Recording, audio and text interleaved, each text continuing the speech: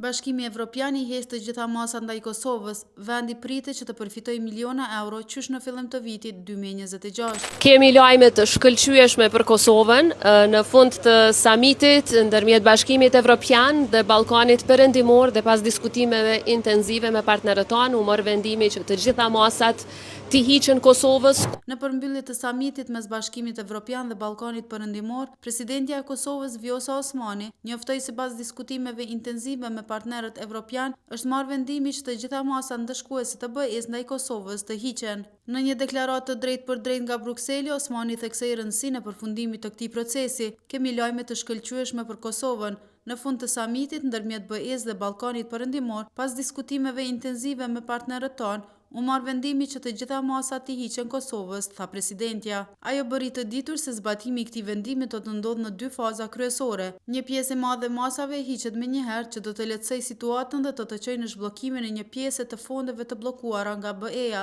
ndërsa pjesa tjetër e masave do të hiqet në fund të janarit 2026, duke përfshirë edhe zhbllokimin përfundimtar të mjeteve financiare që ishin pezulluar, tha presidentja e Kosovës. Osmani shprehu besimin se ky vendim shënon një hap të rëndësishëm për forcimin e bashkëpunimit me Bashkimin Evropian dhe procesin e integrimit evropian të Kosovës. Ndërkohë, presidentja e Komisionit Evropian Ursula von der Leyen shkroi më pas në platformën X se Bashkimi Evropian po i heq masat pas kalimit të pushtetit lokal në veri, pas zgjedhjeve të fundit lokale që u zhvilluan në mënyrë paqësore. Fal kësaj, kam kënaqësinë të njoftoj se po ecim përpara me heqjen e masave ndaj Kosovës, shkroi ajo. Ajo shtoi se bloku po planifikon 216 milion euro ndihmë financiare për Kosovën dhe se synon që t'ia ndajë asaj 205 milion euro qysh në fillim të vitit 2026.